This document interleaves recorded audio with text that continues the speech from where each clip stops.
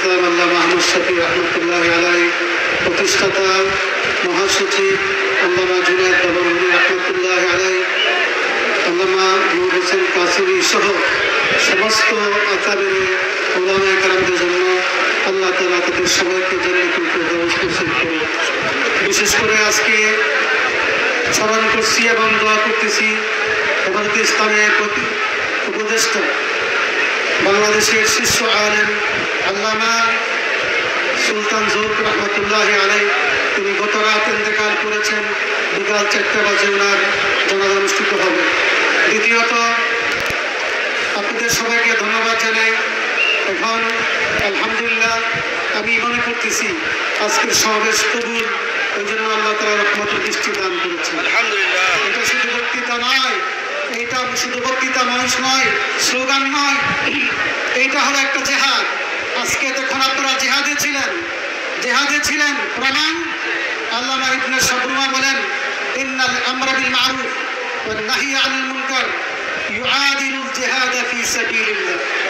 সৎ কাজের আদেশ, অসৎ কাজের নিষেধের জন্য আজকে এই মহাসমাবেশ, অন্যায়ের প্রতিবাদ করার জন্য এই সমাবেশ। অতএব এটা হলো জিহাদ। আউয়ালুল জিহাদ আদ-দাওয়াতু ইলাল্লাহি সুবহানাহু ওয়া তাআলা। আমি এই জন্য আপনাদের সবাইকে অনেক অনেক ধন্যবাদ জানাই। নিচে ছিল বালি, উপরে ছিল প্রচন্ড রৌদ্র, সব সহ্য করে বসেছেন।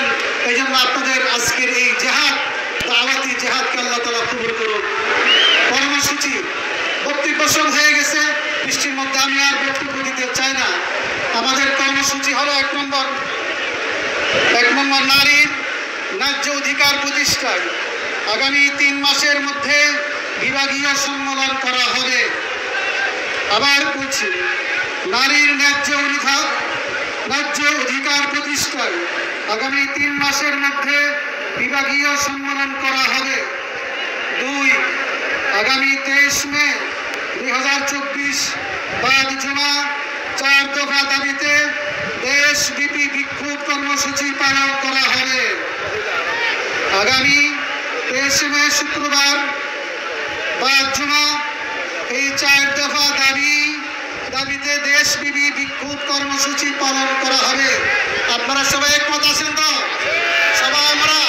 সবাই আমরা হেফাজতে ইসলামের কর্মসূচি পালন করার জন্য আমরা ওয়াদাবদ্ধ, ইনশাআল্লাহ বদ্ধপরিকর।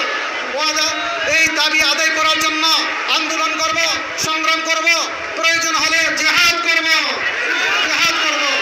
আল্লাহ তাআলা আজকে আমাদের এই মহাসমাবেশকে কবুল করুন।